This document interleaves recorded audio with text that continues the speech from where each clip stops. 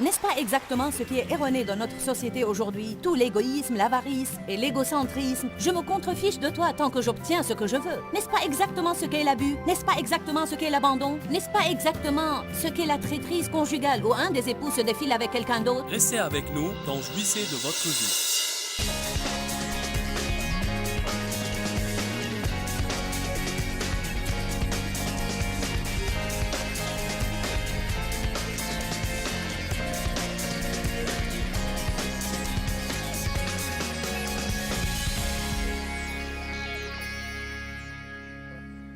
Et si Pierre laissait Jésus lui laver les pieds, pourrait-il toujours respecter Jésus? Pourrait-il toujours le considérer comme étant un grand leader? Un guerrier puissant? Les personnes qui lavent les pieds sont inférieures, ils ne sont pas importants. Mais alors Jésus lui dit, tu ne comprends pas. Tu ne comprends pas ce que je fais. Mais tu comprendras plus tard. Pierre lui dit, tu ne me laveras jamais les pieds. Jésus lui dit, écoutez bien ceci. Nous devons comprendre ceci dans le corps de Christ. À moins que je te lave, tu n'as pas de part avec moi. Tu ne partageras rien avec moi. Que veut dire cela? À moins que nous devenions impliqués les uns avec les autres, à moins que nous faisions des choses les uns pour les autres, il n'y a aucune unité, il n'y a aucune camaraderie, il n'y a pas de frères et de sœurs.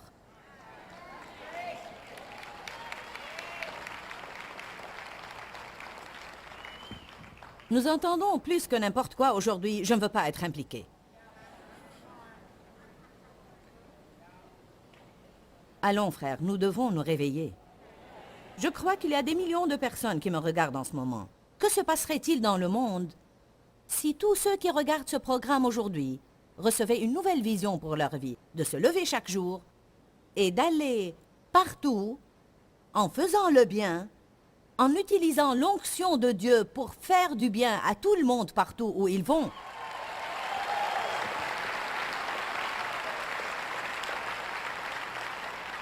N'est-ce pas exactement ce qui est erroné dans notre société aujourd'hui? Tout l'égoïsme, l'avarice et l'égocentrisme. Je me contrefiche de toi tant que j'obtiens ce que je veux. N'est-ce pas exactement ce qu'est l'abus? N'est-ce pas exactement ce qu'est l'abandon? N'est-ce pas exactement ce qu'est la traîtrise conjugale où un des époux se défile avec quelqu'un d'autre? N'est-ce pas ce que sont les hommes qui ne prennent pas soin de leurs enfants?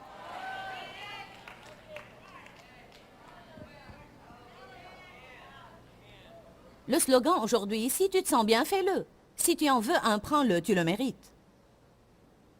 Qu'est-ce qui est advenu de prends ta croix et suis-moi? Oublie-toi toi-même et oublie tous tes propres intérêts et suis-moi. Et fais-le, que cela soit commode ou incommode, en temps convenable ou inconvenable. Que diriez-vous de prendre l'onction de Dieu et de faire le bien partout où vous irez? Prêtez-moi votre attention aujourd'hui parce que j'ai été une chrétienne malheureuse et je suis maintenant une chrétienne heureuse. En fait, je peux vous dire exactement ce qui m'a rendue malheureuse et je peux vous dire exactement ce que ça a pris pour que je sois heureuse. Être heureuse, ce n'était pas avoir tout ce que je voulais dans la vie. Ce n'était pas avoir un grand ministère, ce n'était pas que mon mari change, ce n'était pas avoir plus d'argent, ce n'était pas avoir une grande maison. C'est tout simplement Joyce Meyer qui meurt à soi-même et qui devient finalement un instrument que Dieu pourrait utiliser pour sa gloire. C'était ne plus m'inquiéter pour moi-même autant que je m'inquiétais pour les autres personnes. C'était en arriver au point où j'avais la vraie compassion, où je ne pourrais plus voir une personne dans le besoin et me tenir là et secouer ma tête en disant « c'est une honte si j'ai ce qu'il faut pour satisfaire ce besoin ».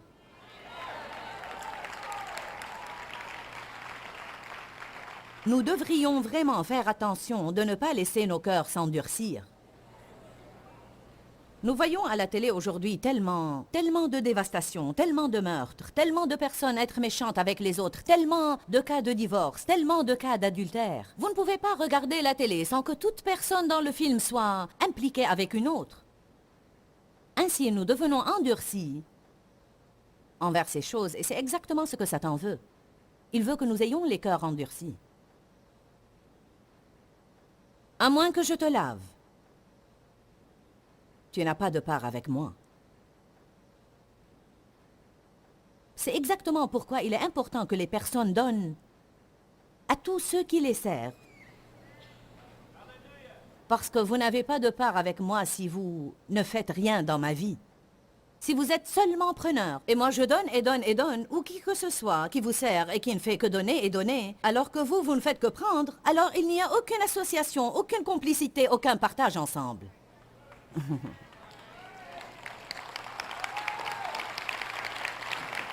Comprenez-vous combien c'est faux, et à n'importe quel niveau, d'être toujours le preneur, toujours le récepteur, et jamais le donateur?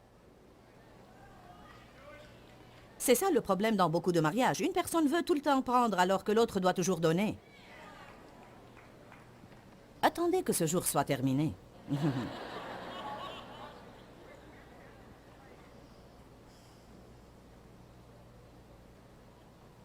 Bon, au moins, Pierre a vite appris. Il a dit, alors Seigneur, lave-moi non seulement les pieds, mais les mains et la tête aussi.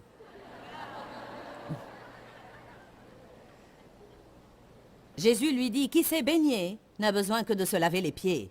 Il est pur tout entier. Et vous, mes disciples, vous êtes purs, mais pas tous. Car il connaissait en effet qui allait le trahir, et c'était pourquoi il a dit, vous n'êtes pas tous propres. Quand il eut terminé de leur laver les pieds, qu'il eut repris ses vêtements et se fut remis à table, il leur dit, est-ce que vous comprenez ce que j'ai fait? Maintenant, le verset 13. Vous m'appelez Maître et Seigneur, et vous dites bien, et vous avez raison, car je le suis vraiment. Si alors votre Seigneur et votre Maître, comme vous l'avez dit, vous a lavé les pieds, vous êtes dans l'obligation, et c'est votre devoir de vous laver les pieds les uns les autres, car c'est un exemple que je vous ai donné pour que vous fassiez vous aussi comme moi j'ai fait pour vous. Comment quiconque pourrait penser qu'il peut se désister de cela? Bien, ce n'est pas mon appel. Je suis appelé à être le patron. Écoutez, vous n'allez jamais trouver quelqu'un qui a plus d'esprit de commandement que moi. Je suis sûre que quand je suis née, je pensais, comment est-ce que je peux prendre en charge?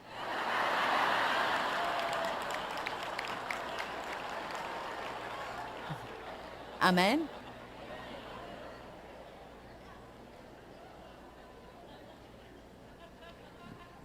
Nous avons en ce moment un personnel de 450 personnes. Ils savent que je suis le patron. Et mon mari est mon patron. Dieu est son patron. Amen. Probablement que ça ne me gênerait pas du tout d'être son patron, croyez-moi. J'essaye toujours de diriger mes enfants qui sont devenus adultes, plus que je ne devrais parfois.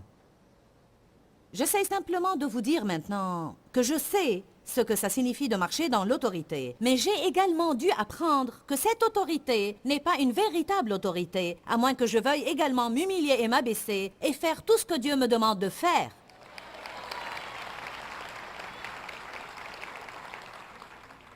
Je veux vous dire quelque chose. Une des choses que je ne peux pas supporter, c'est un leader spirituel qui maltraite les gens. Je veux dire, cela m'énerve et m'écoeure au maximum.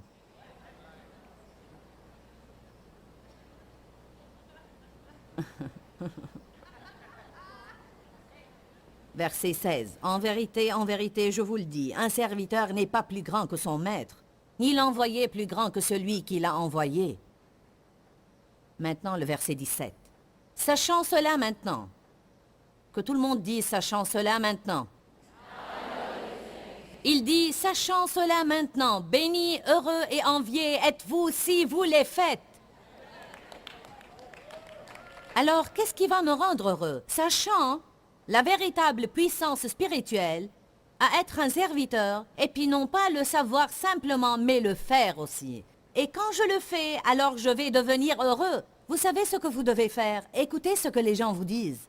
Ils vous disent ce dont ils ont besoin, ils vous disent ce qu'ils aiment, ils vous disent ce qu'ils veulent. Si vous les écoutez, vous aurez toujours du bon travail devant vous comme but à faire. J'écoute toujours ce que les gens me disent. Si j'entends quelqu'un dire qu'il a besoin de quelque chose, je mets une note chez moi. Parfois c'est une note mentale et parfois je l'écris. Et je fais de sorte qu'il l'ait dans leur vie. Vous n'applaudissez pas fort car vous pensez, et s'ils veulent quelque chose que je ne veux pas leur donner? Allez maintenant, vous allez apprendre aujourd'hui. Quand je dis des choses que la chair ne veut aucunement entendre, c'est...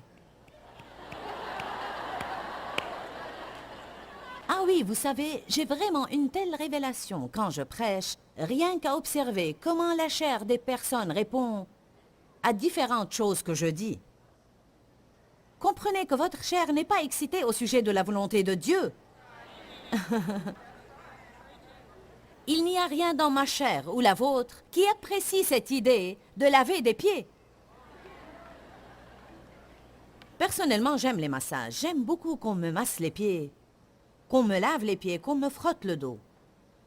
J'ai trouvé un petit livre qui s'intitule « 101 manières de rendre votre mari heureux et de le gâter ». Et j'ai donné à Dave les 101 manières de gâter votre épouse. Je n'étais pas prête à lire ce livre sans lui donner sa part.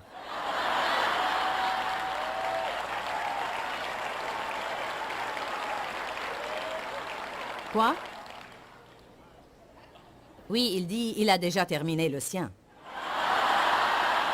C'est ce qu'il m'a dit hier. J'ai demandé, où est ton livre? Il a dit, oh, j'ai déjà fait tout cela et je pense écrire mon propre livre maintenant.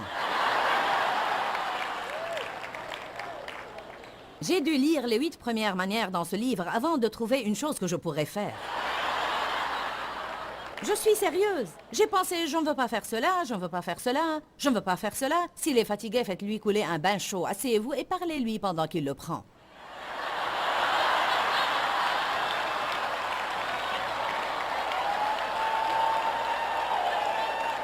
Aide-moi, Jésus. Écoutez cela. Frottez-lui le dos et massez-lui les pieds.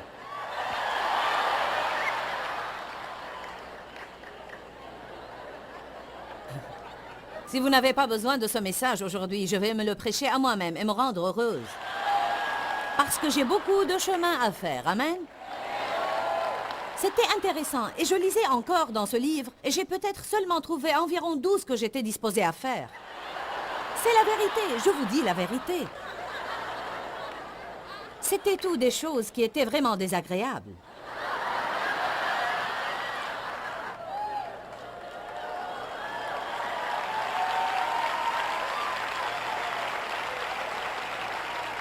Peut-être que je vous lirai encore quelques-unes cet après-midi. Pourquoi est-ce que Pierre refusait de laisser Jésus lui laver les pieds?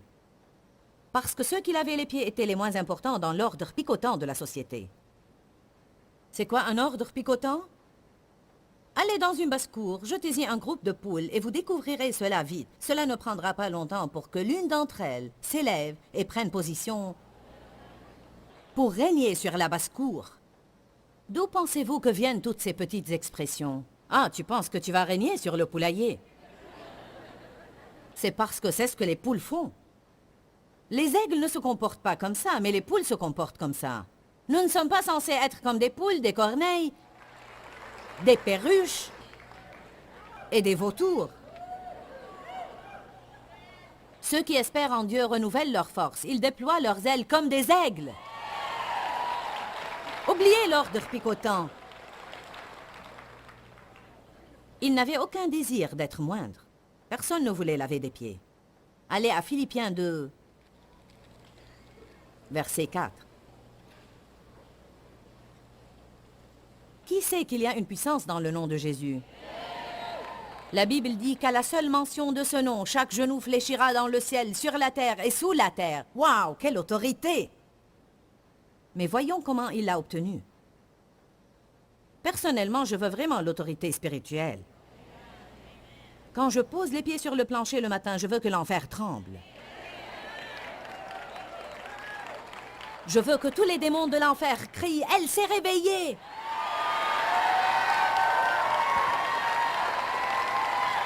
Qui veut cela dans sa vie? Je vous dis comment avoir cela. Ne savez-vous pas que tout dans le royaume de Dieu est sens dessus, dessous de ce que tu penses qu'il serait? Le dernier sera premier et le premier dernier. Si vous vous positionnez dans les premières places, Dieu s'assurera que vous êtes dernier. Vous essayez de faire que quelque chose ait lieu par les œuvres de la chair et Dieu s'assurera que tu ne l'obtiennes jamais. Si vous voulez avoir plus d'argent, vous devez donner une partie de ce que vous avez régulièrement.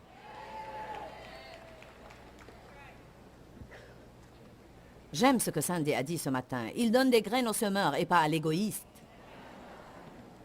Observez cette fille, elle reçoit sa propre révélation.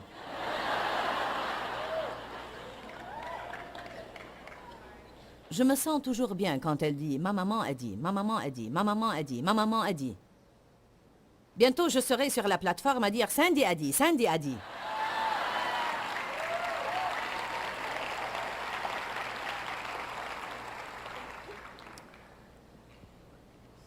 Verset 4. Que personne n'estime, ne considère et ne cherche que ses propres intérêts, mais plutôt penser chacun à l'intérêt des autres. Nous serions des années-lumière en avance si nous nous intéressions seulement aux autres. Parfois, nous ne trouvons pas quelqu'un qui s'intéresse assez pour nous écouter quand nous lui disons quelque chose.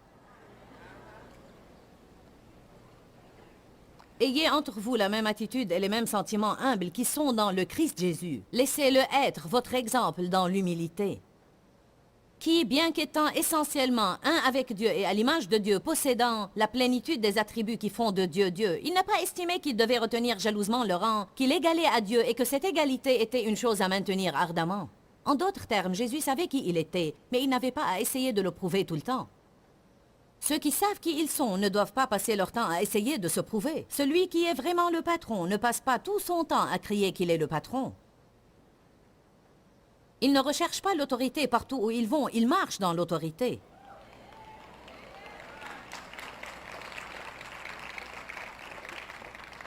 Ils n'ont pas à dire à tout le monde qu'ils sont l'autorité. C'est juste quelque chose que tout le monde sait. Mais il s'est dépouillé de tout privilège et dignité légitime, afin d'assumer l'apparence d'un domestique ou d'un esclave, du fait qu'il est devenu semblable aux hommes et a pris la condition humaine. Et après qu'il soit apparu sous forme humaine, il s'est abaissé et s'est humilié, encore plus, et a porté son obéissance jusqu'à la mort, même la mort sur la croix. Par conséquent, parce qu'il s'est humilié et il s'est abaissé, Dieu Tout-Puissant l'a fortement exalté. Quand tu es disposé à t'abaisser, Dieu s'assurera toujours que tu sois élevé. Humiliez-vous sous la main puissante de Dieu pour qu'il puisse vous exalter en temps voulu.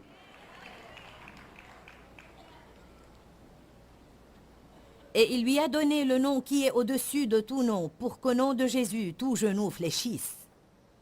Pourquoi y a-t-il tellement d'autorité dans ce nom? Seulement parce qu'il s'est abaissé et s'est humilié, seulement parce qu'il a lavé des pieds, seulement parce qu'il s'était intéressé aux autres personnes, seulement parce qu'il a pris l'onction de Dieu, et chaque jour, il faisait le bien là où il allait, et en particulier, il guérissait ceux qui ont été opprimés par Satan. Il n'a pas fait de temps en temps une bonne œuvre pour impressionner ses amis à l'église, c'était qui il était. La bonté de Dieu enveloppée dans un corps humain. Allez à Matthieu 20, verset 25. Qui voudrait être un grand homme ou femme de Dieu? Je veux dire en fait, est-ce que c'est vraiment le plus grand désir de votre cœur? Vous voulez être un homme ou une femme de Dieu? Alors je vais vous dire ce qui rend un grand homme grand.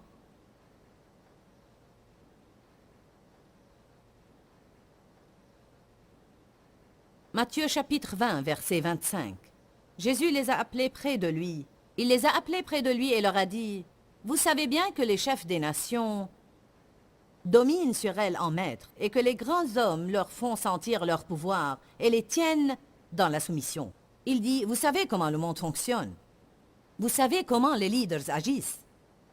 Mais cela ne doit pas se passer ainsi parmi vous. Au contraire, celui qui voudra devenir grand parmi vous doit être votre serviteur. Et celui qui voudra être le premier d'entre vous doit être votre esclave. C'est ainsi que le Fils de l'homme n'est pas venu pour être servi, mais pour servir et pour donner sa vie en rançon pour beaucoup. Le prix payé pour qu'il soit libre. J'ai lu un chapitre dans un livre dernièrement au sujet du service dans le royaume de Dieu et au sujet de se discipliner pour être serviteur. Ça m'a vraiment encouragé encore une fois à aller encore plus loin avec Dieu dans le domaine du service et à être une meilleure servante que je ne l'ai jamais été de ma vie. Et en fait, je suis déjà à la recherche d'autres livres. Quand Dieu commence à me mettre quelque chose à cœur, je ne lis pas simplement quelques écritures en pensant « c'est bon, j'ai compris ». Vous devez vous adonner à étudier des choses si vous voulez qu'elles se produisent dans votre vie.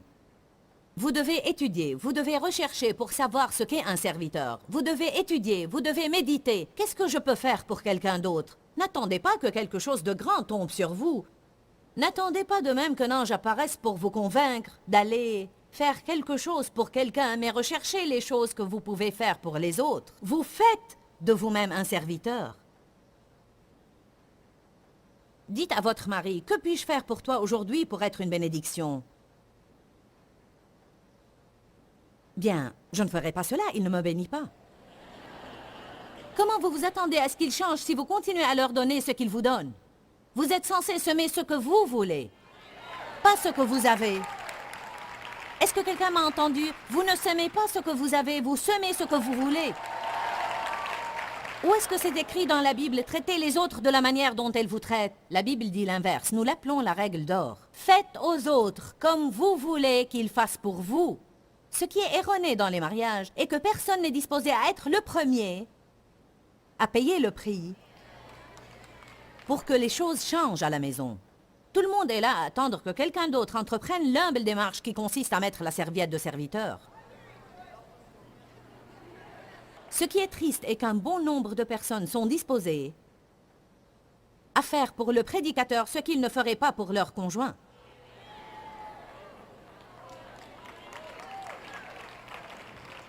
Je parie que n'importe qui ici se précipiterait pour m'emmener un verre d'eau si je le lui demandais. Mais si votre mari ou femme vous disait « Tu m'amènes un verre d'eau », vous dites « Amène ton eau toi-même ». Me prends-tu pour un serviteur peut-être?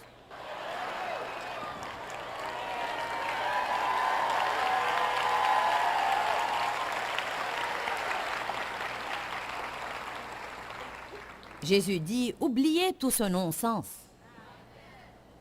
Je vais vous dire comment être important. Soyez un serviteur. Alors Dieu vous considérera comme important. Amen.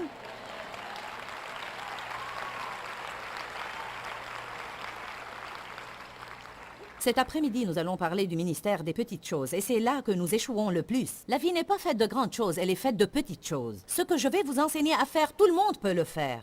Vous n'avez pas besoin d'avoir une certaine éducation, vous n'avez pas besoin d'avoir de l'argent, vous n'avez pas besoin d'avoir un certain don ou talent. Tout le monde peut faire ce dont je vous parle aujourd'hui.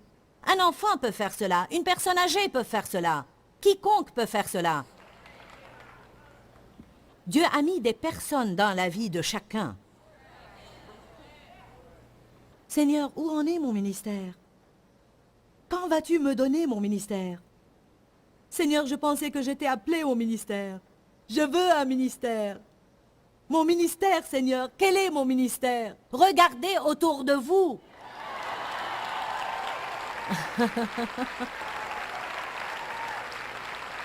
Regardez autour de vous. Votre voisin, la personne au travail, la personne dans le magasin d'épicerie où vous allez, vos enfants, votre mari, votre épouse, votre maman, votre papa et ceux qui ne vous ont pas bien traité quand vous grandissiez.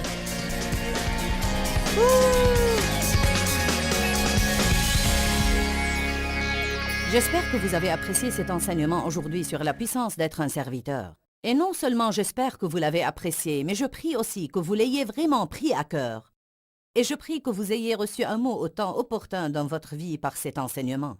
Pendant des années, quoique j'ai été chrétienne, née de nouveau sur mon chemin vers le ciel, même dans le ministère, j'étais une femme très malheureuse. Et je ne savais pas pourquoi. Je disais, Seigneur, j'ai un bon mariage, j'ai de bons enfants, je suis dans le ministère, je n'ai aucun problème particulier principal. Pourquoi je suis si malheureuse? Je crois qu'il y a des personnes malheureuses qui me regardent en ce moment. Vous me regardez en ce moment.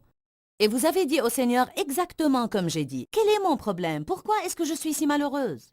Quand j'ai commencé à poser au Seigneur cette question, il m'a montré sur une période de temps que ma tristesse était le fruit de mon égoïsme et mon égocentrisme, et que je devais arrêter de penser à moi et que je devais commencer à aider les autres autour de moi avec les dons que Dieu m'avait donnés. Non seulement avec mon don de prédication, mais également pour exhorter les personnes, être une bénédiction aux gens et faire des choses pour les autres. Dis-leur que je les aime. Dans ce livret, Joyce Meyer donne une révélation de l'amour de Dieu pour nous.